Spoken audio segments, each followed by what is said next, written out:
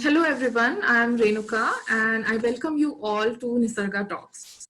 2020 has been a year of hardships for many of us. Many have suffered physiologically, but I'm sure there must be many more who have also suffered psychologically during this pandemic. And mental health is something that's not been talked about much in our society, and there is always some kind of stigma associated around this topic. And I think it's high time we bring it out into the open. So today we have a very special guest with us, Dr. Rachna Kaur, who will be talking more about this topic. Hello, Dr. Rachna. How are you doing today? Hi, how are you? I'm fine. I'm doing good as well. Thank you so much. So, before we dive into our conversation, I would like to introduce Dr. Rachna to you all first. She has done MBBS, DPM, and DMB in psychiatry. She has around 15 publications in various journals, and she has given around 7 talks in different conferences. She also actively conducts workshops and has given over 50 talks on topics ranging from parenting, stress management to controlling corruption. She has worked as an honorary lecturer for psychology students in Babasaheb Ambedkar University. She is associated with Commissioner of Police Office, providing aid to women who are victim to domestic violence. She also runs a parenting group wherein they focus on educating people on proper ways of parenting. She is the founder of Sarthi Mind Care and Wellness Center in Aurangabad, and she is currently working as a consultant psychiatrist there. Thank you so much, doctor, for agreeing to be with us today. So let's get into the questions. So my first question to you is, what is mental health and how would you define it for a layman? Okay, so let us first take into consideration what a human mind is. Can you define it? I have not met a single human being who's able to correctly define a concept called as human mind. So same is with psychiatry and psychology. They've tried, various experts, various people in various streams have tried defining what is a mind, and then comes the concept of a normal mind and abnormal mind. So but it is so vague. We understand something like there are few areas of brain that influence our behavior. So if they're stimulated, you will feel glad and happy. If they're not stimulated enough, you'll feel depressed or sad. So in that case, that way we have a vague idea of that, but there is no particular definition as such. But for laymen, or I'll just tell you how we assess if a person has good mental health or no. We decide that we picture a person's socio-economic, social, cultural, and their own living situation, and how well the person is able to fit into that situation. If he is able to adjust according to the demands of society, according to the demands of family, relationships, work pressure, and everything, handle a good career. This obviously differs with age, but if they're able to cope up nicely with the life stressors, if they are able to carry on a normal functioning in their own environment, that is considered as somebody who has a good mental health. Now, let me just clear one thing here. Many people focus on being positive as being in good mental health. We do not emphasize on that.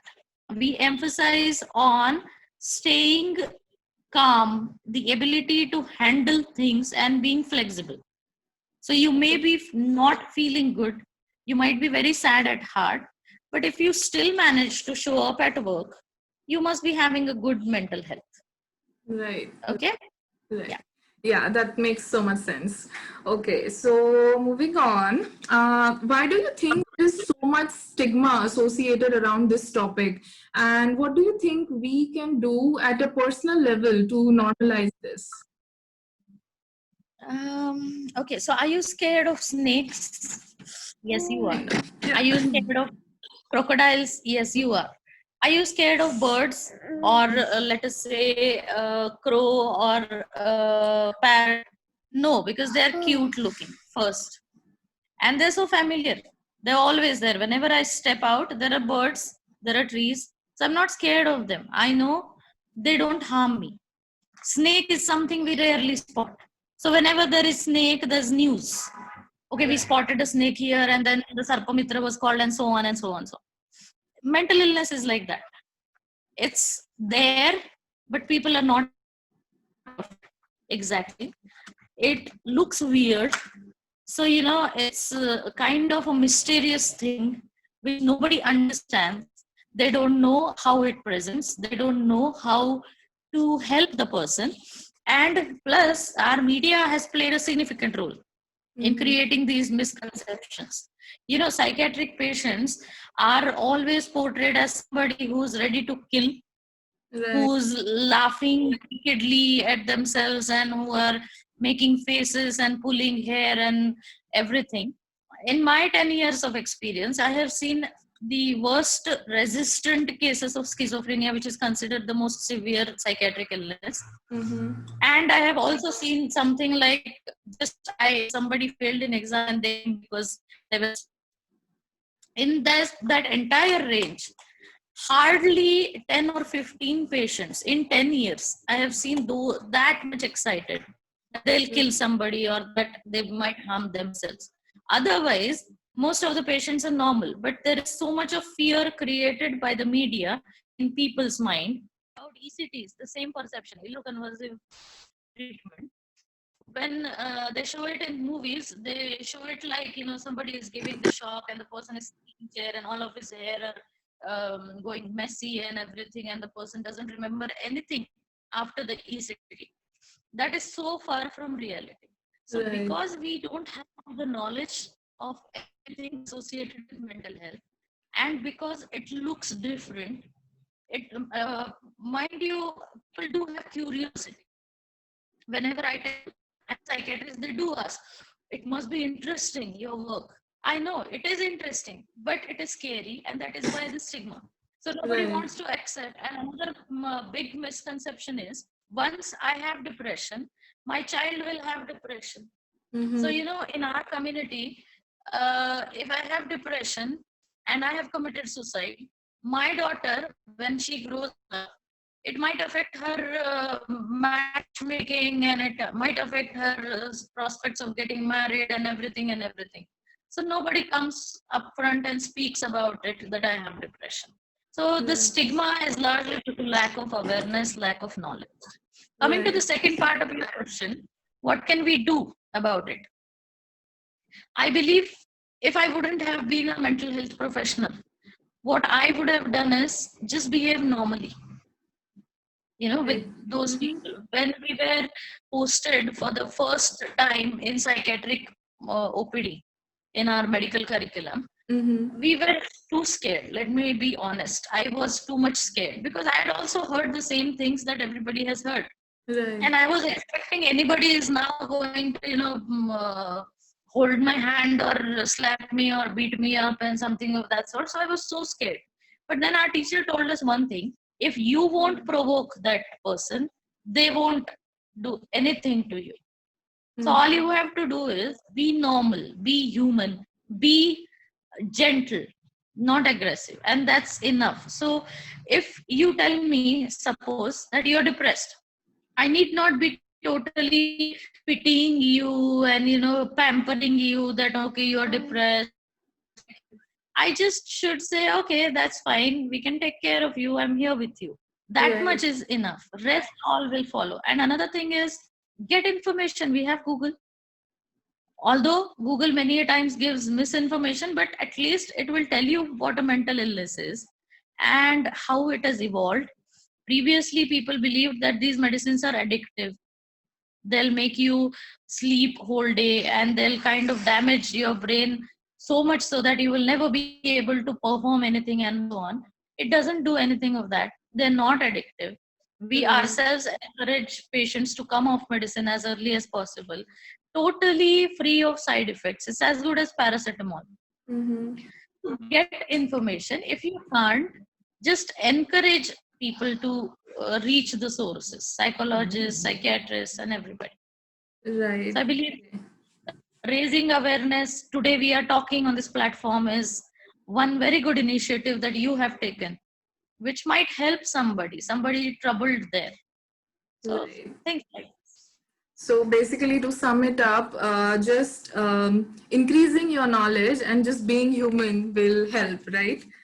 Yeah, true. Right. So, okay. So moving on, as a mental health professional, what is the most common problem you hear from people these days? Like, is it stress, anxiety, or something else? Or what do you think causes it? Is it just our lifestyles, or just shed more light on it? See, honestly, I'll tell you the most common thing that I get to hear is relationship issues. Oh, Okay. okay. And the stress because of that. Right. So basically, it's like I think somewhere our generation has forgotten how to be flexible in relationships, how to be, a little bit, um, accommodating towards the other person, Mm-hmm. and so on. And everywhere we love using this word compromise.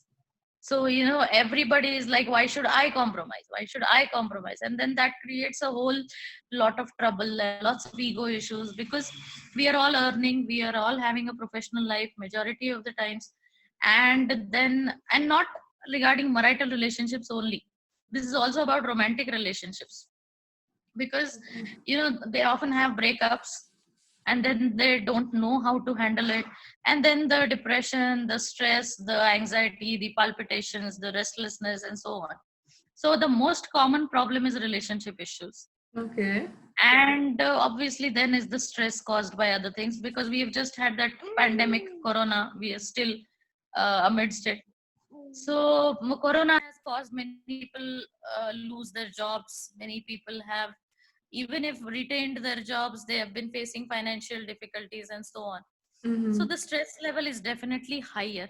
I myself feel a little worried about how it's going to be, whether the next Right. patient I see will be of corona, or Right. if somebody is hiding the history or something of that sort. Mhm.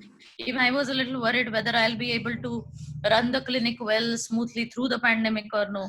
So these sorts of worries and concerns are too high, and people are actually quitting their businesses, and they're getting depressed and suicidal. It's really sad. Right. So most common is relationship troubles. Second is currently financial troubles. All right. Yeah, that makes sense.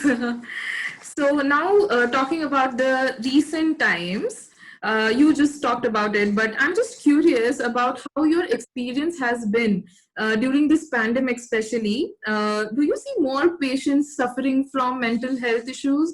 And it would also be great if you could tell us something about managing the mental health, particularly during these times.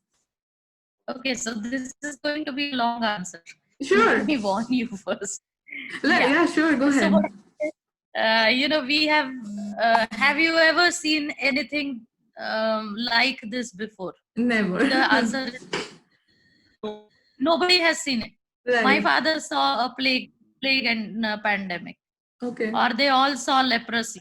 They all saw, for that matter, smallpox. They had seen their generation, and they Right. had seen people dying in numbers. So when Mm-hmm. we were studying MBBS, we were told that this was when the first vaccine was developed. Now we have antibiotics, antivirals, and anti this and that, anti that. We are so much advanced that even if my heart rate goes up to 250, there are ways to bring me back. Like I'm halfway up there on the way to heaven, mostly heaven, but they'll be able to bring me back. We Right. have made that much of progress, and still we had this pandemic wherein the modern medicine felt helpless. Mm-hmm. Nobody knew what to do about it. Nobody. WHO, ICMR, doctors, nobody. For everybody, this was new. So we had every one new theory every day. Right. Now imagine, we understand. Okay, so this is a viral illness, so we can do limited things about it, and so on and so on. So a person will go through respiratory failure and then die. But for a layman, suddenly to have something which can kill anyone. I remember the first perception was it will kill only elderly people and those with some comorbidities, some other illnesses. Right. Later on, it started being that It can affect anybody. Even youngsters died, and then the children died, and it spread like hell. And people, and the worst was lockdown. For our generation, we have been rushing from this place to that place, from this place to that place, like we have to plan the next day in advance. We have grown up in that environment. Our generation has been in the rat race, and that rat race became our life, the way of life. We don't know how to exist without that rat race. Okay, so I don't see 70 patients a day. I get mad. That's not normal for me. And when I am compulsorily made to sit at home for continuously 15 days, 1 month, 2 months, my God, that took the toll on my mental health. And another thing is, I had never seen my family members for 24 hours, particularly in cities. Right. There were couples who actually used to meet for 2-3 hours. Their kids were going to the daycare centers, so they used to bring back kids in the evening. They were used to feeding them at night and giving them tiffins and so on. They were used to that.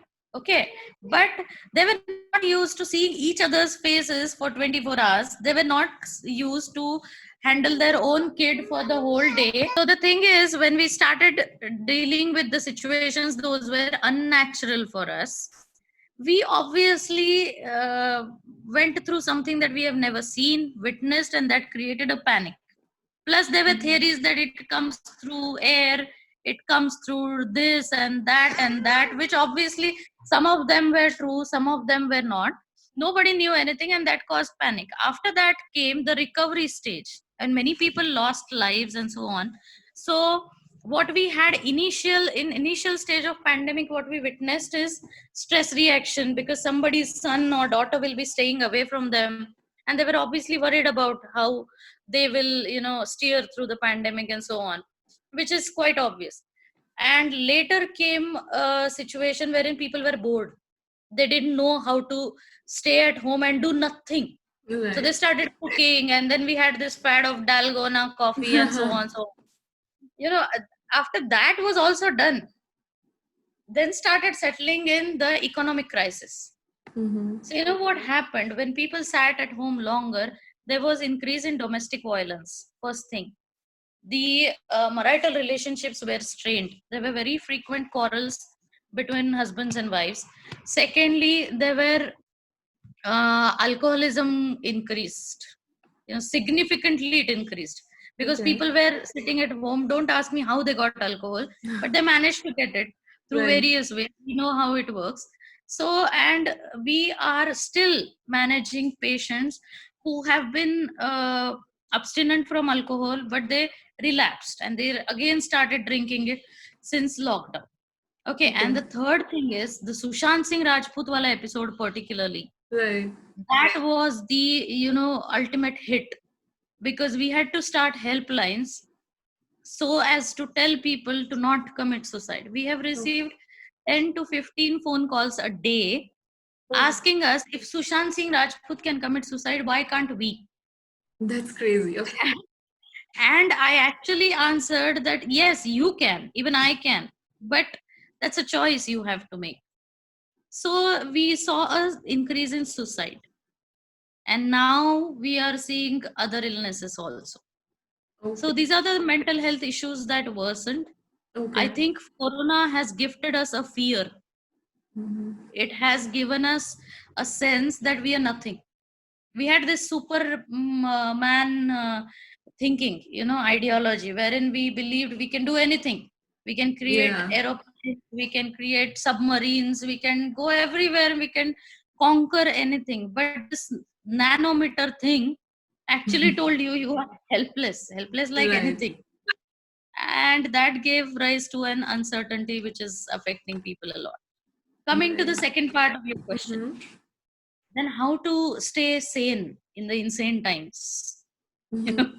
I mean, we are going to probably, if we are fortunate enough to survive the pandemic, we are going to be telling stories about how we coped up, because this is something like we coping up with Hitler's era.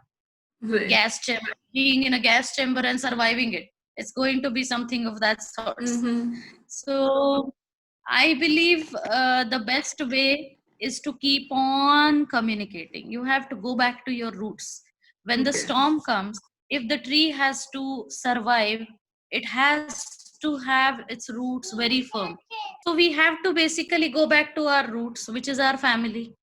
Mm-hmm. Whenever you're stressed out, the one person you feel calm in presence of is your parents, your Right. beloved ones. You don't have Mm-hmm. parents, unfortunately, you do have your family members. And do not deny, do not tell yourself that corona is nothing, it's a scam, it's created by doctors, pharmaceutical companies, or it's created by its media thing. Yesterday I met a patient who was not wearing mask.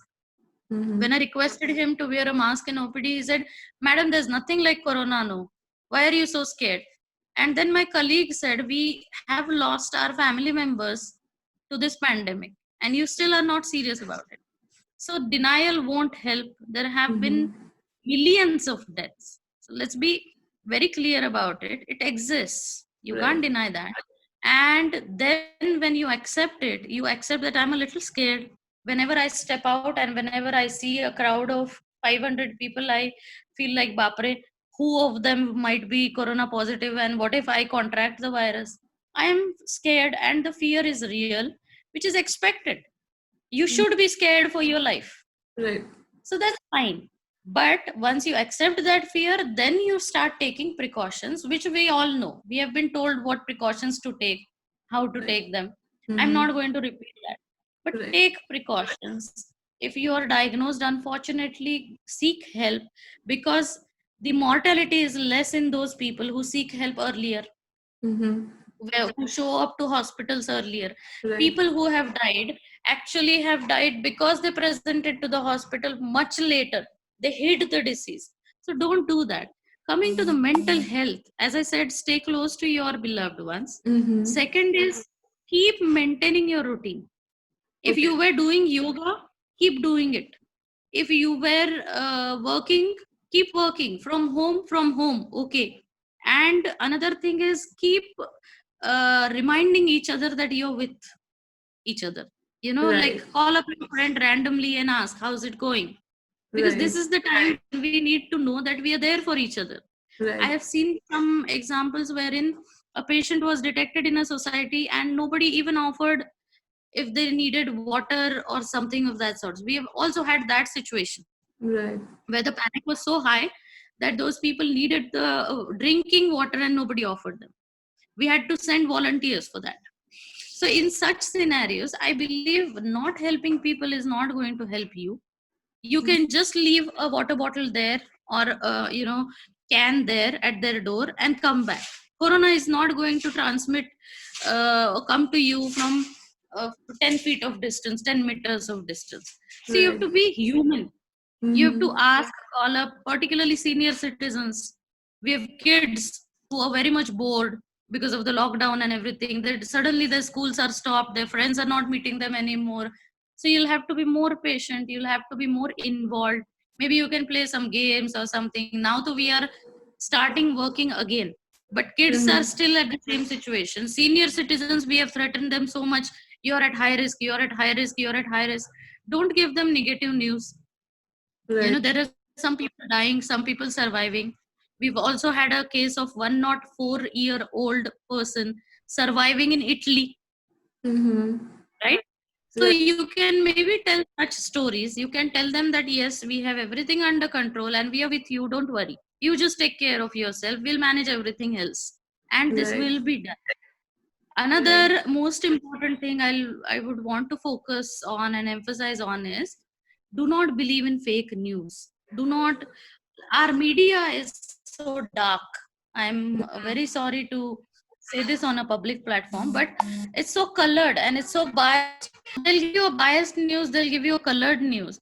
You might want to stay away from negativity when you yourself are going through a negative phase. Right. So let us stick with Doordarshan News. Mm-hmm. Doordarshan News is best because it is not emotion loaded, emotionally charged. Yeah, Okay. not dramatic. Another is Mhm. newspaper. And yes, and do not believe what WhatsApp or Facebook says.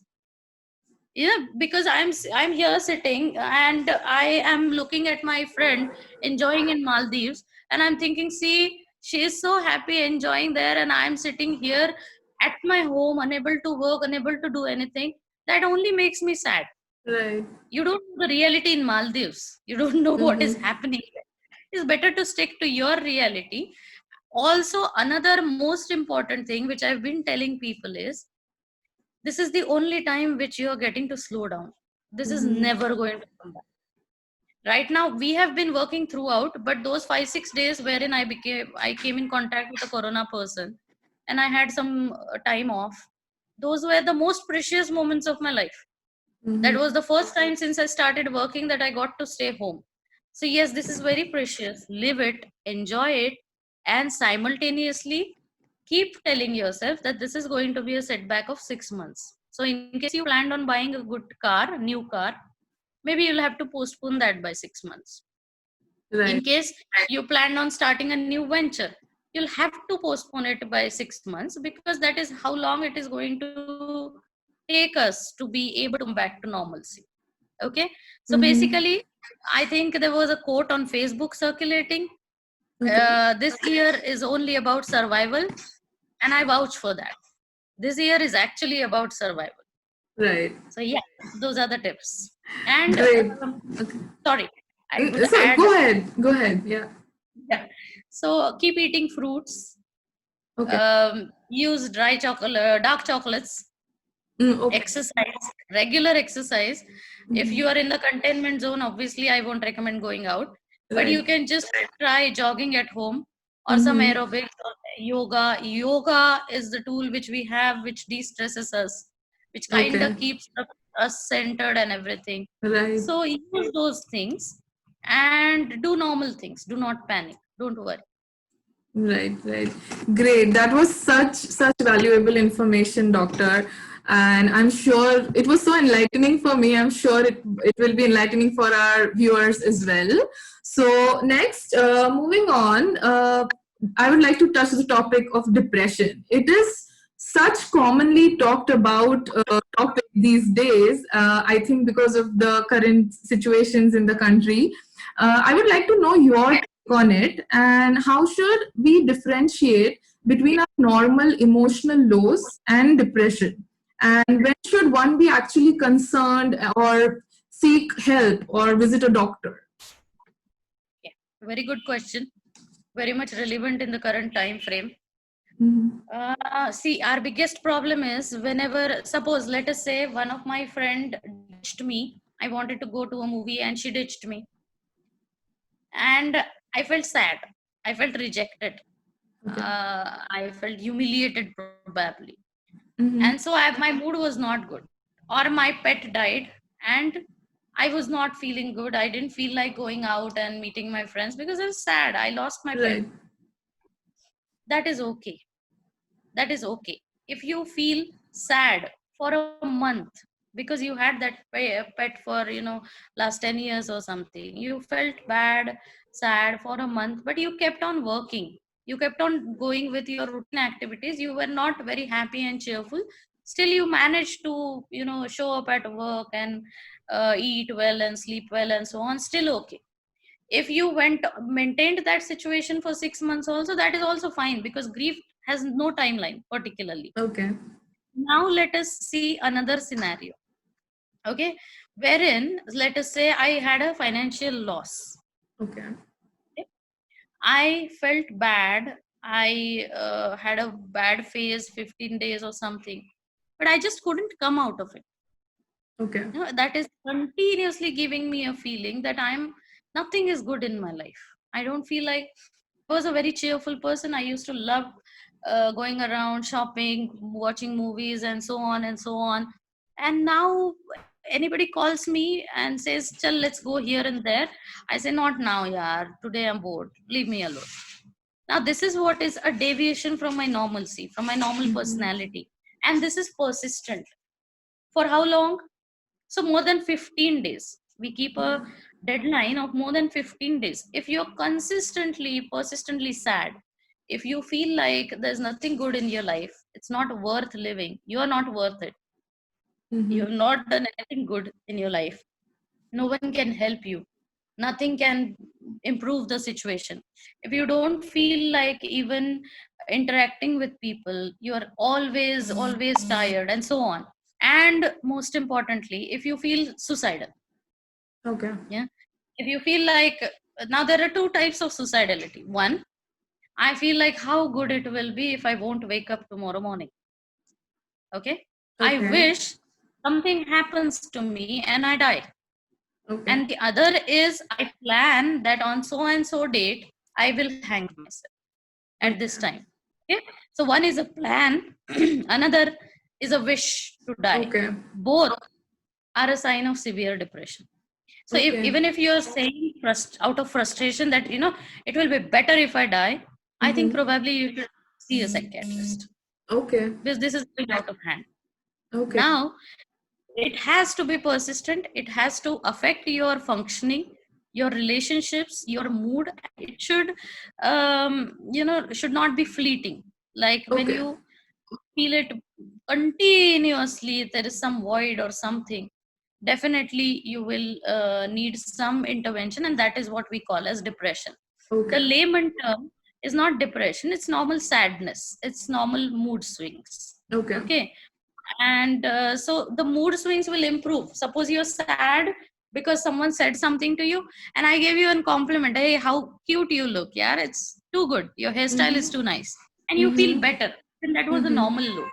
Okay. When you're in depression, even if I'll tell you you just won 1 crore lottery, you won't feel good. Okay. So that is the difference. Okay. Okay. Now, how to deal with it? First, accept. I always come back to the same point. First, accept, because we see so many people who just do not want to accept that they're depressed. Deepika Padukone was the first person to speak up openly about depression. I admire her for that.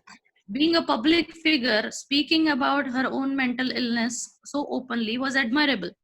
But then we all need to do it, because it's as good as me getting a pimple, or me fracturing my limb. It's as common as that. It can happen, and there's nothing wrong with that.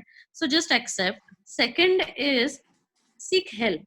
Tell your loved ones, because what depression does is it makes you feel like, I don't want to talk to anyone, I don't want to live, I just don't want to share my pain with anyone, because what's the use of it? No one is going to be able to help me. This is your mind taking you down. At that moment, you have to tell yourself, no, my mind is behaving stupidly, let me just call up my friend and tell him that this is what is happening. Okay. And then let the friend take care of the rest of the things. Okay. Now, here another warning I would like to give is, do not expect the friend to handle it entirely. Okay. Many people say that I counsel so many of my friends. That's not counseling.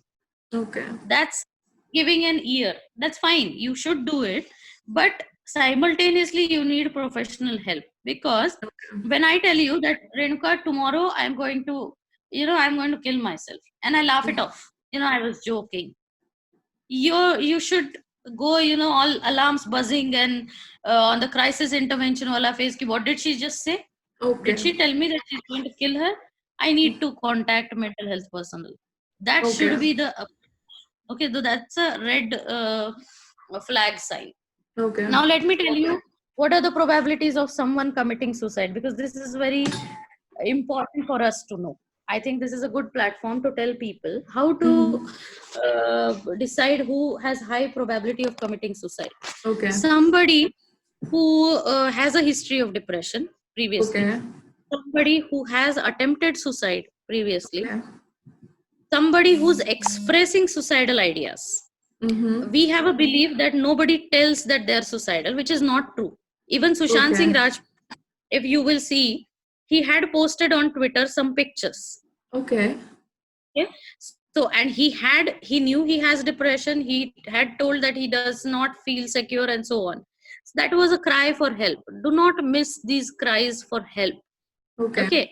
And another thing is, when a person is alone, when a person is divorced or is going through a rough patch, when a person has a poor support system, very less friends and something, there is a high possibility that that person might opt to harm himself.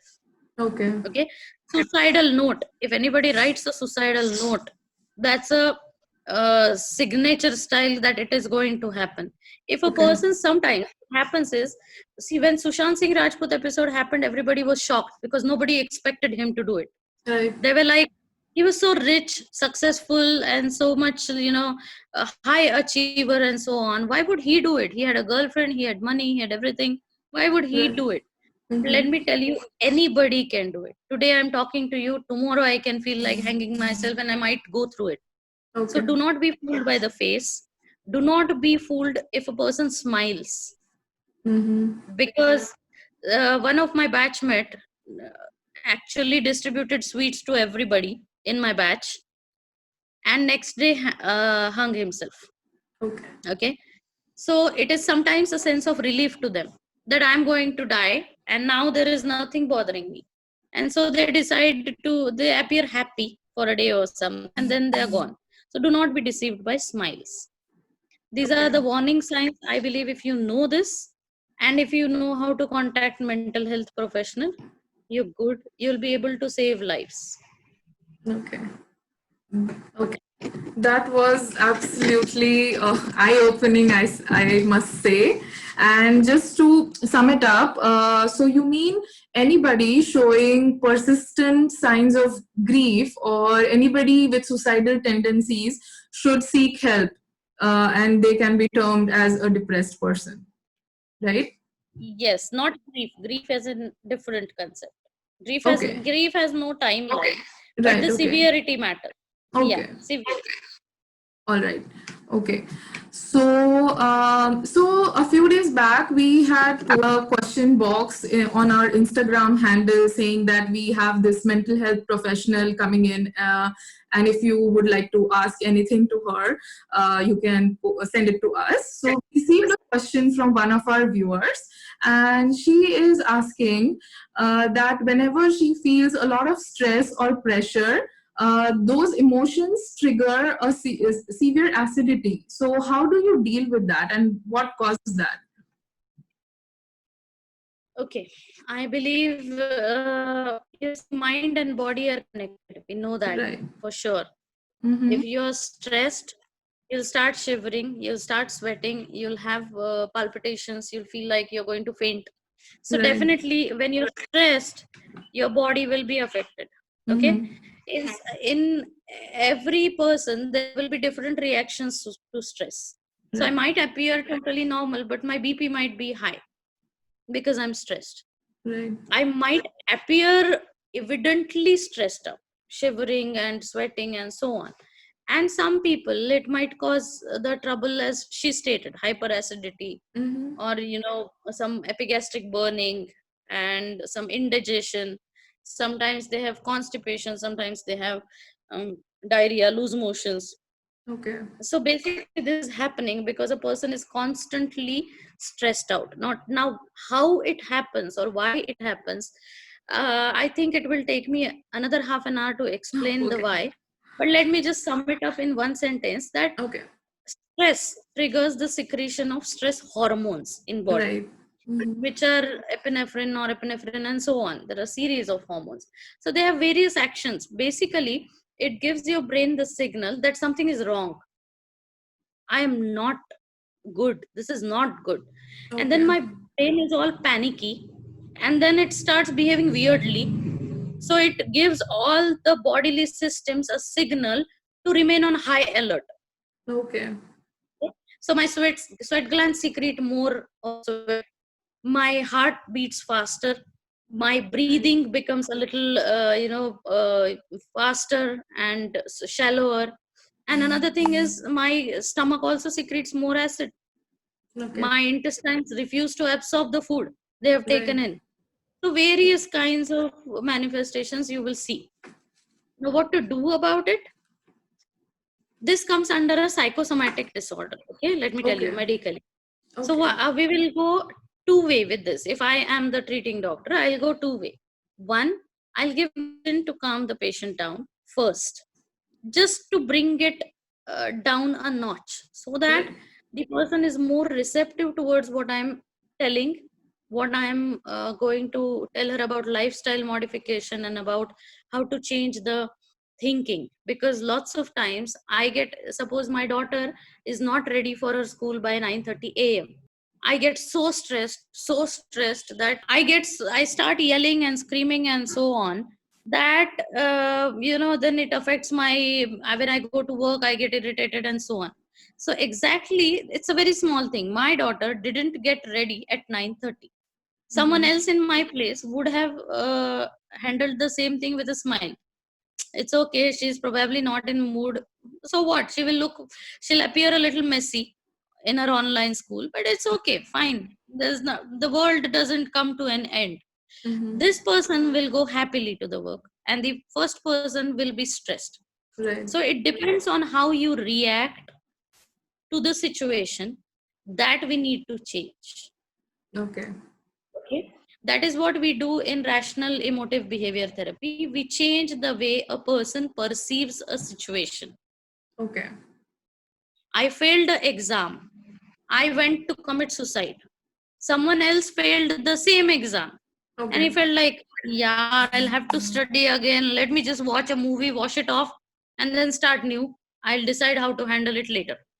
Right. Okay, same event, two people reacted differently and the result was different. One Right. became suicidal, one went to the movie. Mhm. Okay, so we have to change the way we think, we Okay. perceive the situation. That is what we do in therapy. And the Okay. other is support of medicines. So medicines are not going to be forever. They're Right. given for a short course of time, like 4 to 5 months. And once the symptoms come down, we start slowly tapering it off and stopping it. So it's a Okay. total course of 80 months or something. Okay. All right. So I know we already discussed that how we can support people who are suffering from some kind of mental health conditions. You said just being human and being there also matters. So are there any other things you think one can do if their beloved person or someone close is going through some kind of mental condition? You see, the most important thing, as I said, is to stay normal. Okay, Right. because many a times we get panicky, and out of that panic, what we do is we become overprotective, Right. or we become hostile. Okay. So you are a depressed person. So Mhm. I either taunt you the whole day about how you are, dramatizing it, and how you're just pretending it, and there's nothing wrong with you, because I see a person who's very fit physically, but still she says that she cannot walk. I don't believe this. So I keep taunting you, or I say, oh God, it shouldn't hurt her. I won't tell her this news because it will make her. I will not tell her. I will, Right. let her not cook because she might feel stressed with the burden. Let her just take a rest. I'll do all the work. Both the extremes are wrong. Okay. One makes the person dependent on you, the overprotectiveness, and one makes the person feel even more helpless, pushing him into the darker pits or darker places of depression, even worsening the situation. So these are not going to help.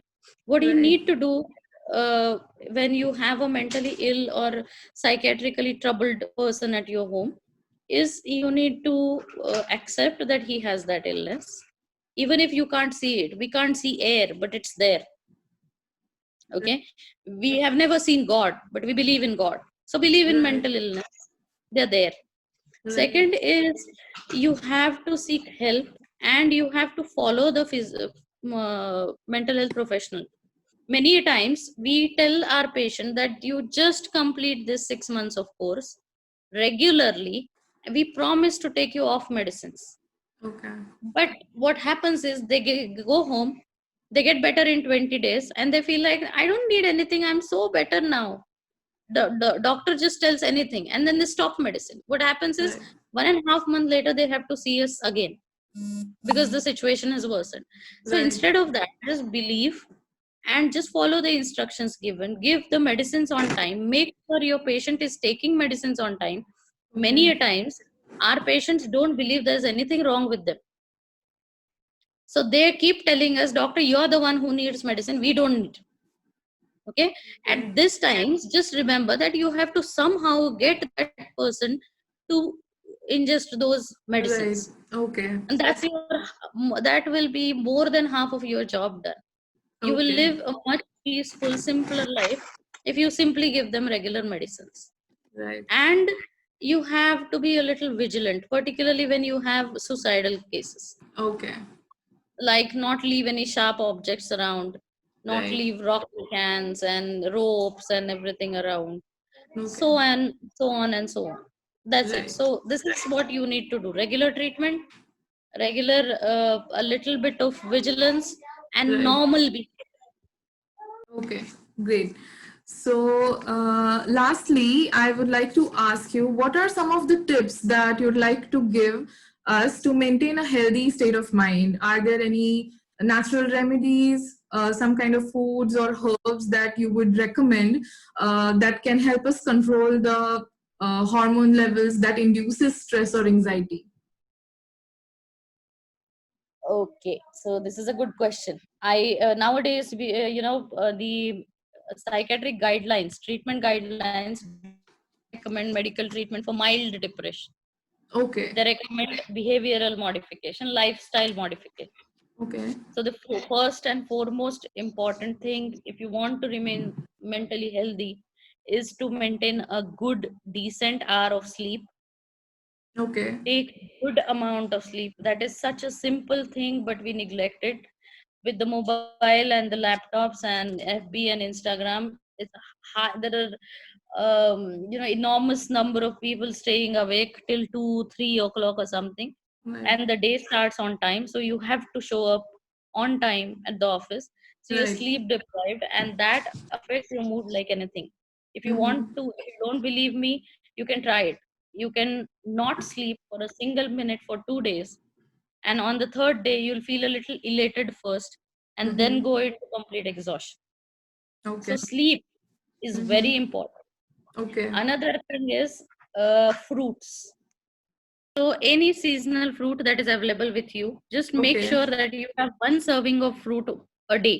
Even Okay. bananas, we like fancy fruits like kiwi and so on and so on. You need not go to the supermarket and get some fancy things. You can instead Right. just eat a banana, because banana Okay. is so full of tryptophan. It is going to give you a good sleep. But we Okay. have defamed it as something which leads to weight gain, so we Right. don't eat bananas, but they're very Right. helpful. So include fruits in your diet. Dark Mm-hmm. chocolates, Okay. very good.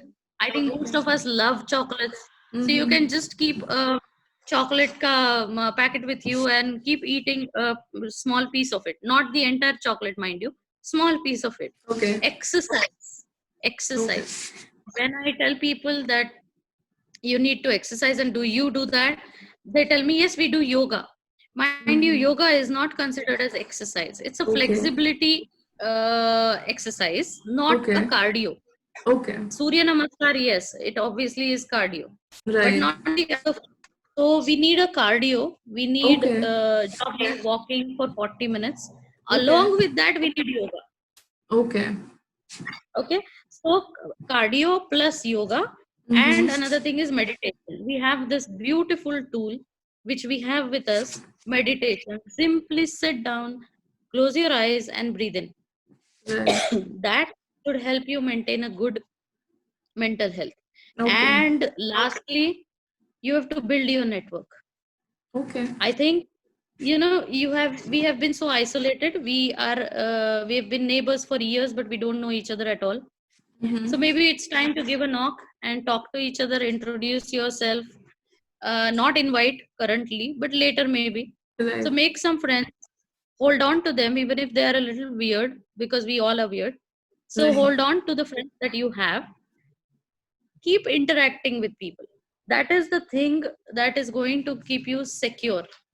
That is going to, if I have 10 people ready who will come rushing to me when I need something, I have that secure feeling that I have people looking after me, and that helps us a lot. We need that. Okay, so yeah, I think that much should be enough. About the herbal remedies, I don't think I am the expert to suggest that, but maybe Ayurvedic remedies you can try. Okay. Another and last point that I would like to emphasize here is many times, many people tell you that depression will go away. You just Okay. do some yoga or you just take some Ayurvedic medicines and it will all be well. It Right. doesn't work that way. I have nothing against Ayurveda or yoga or anything. Rather, I am a very good supporter of them. But sometimes you have to give the disease what it needs. Right. So sometimes Definitely. you Right. need proper treatment. Along with that, you can try all these Right. things. Right. Right. Makes sense. Yeah, so that was such simple and beautiful information, and that makes me feel how lightly sometimes we take such simple things. So, just things like sleep, having seasonal fruits, vegetables, dark chocolates, exercising, yoga, meditation, and keeping in touch with people matters so much. So, I would like to conclude this talk here by thanking you. So, first of all, I just want to say that you're doing such an amazing job by just being in this challenging profession and contributing to the betterment of the society by helping so many people deal with their mental health issues. And secondly, thank you so much for taking the time out of your busy schedule and being here with us today and sharing the wealth of information that you have. Thank you, Dr. Ratsna. My pleasure, and thank you for giving me the opportunity. Of course. Also, I would like to tell our audiences that if in case they have any more questions regarding mental health, they can drop them in the comment section and we will try our best to convey it to Dr. Rachna and get them answered for you. And also keep checking out our social media handles for more information on such amazing talks that we might schedule next week or in the coming weeks. Thank you so much. Thank you, Dr. Rasul.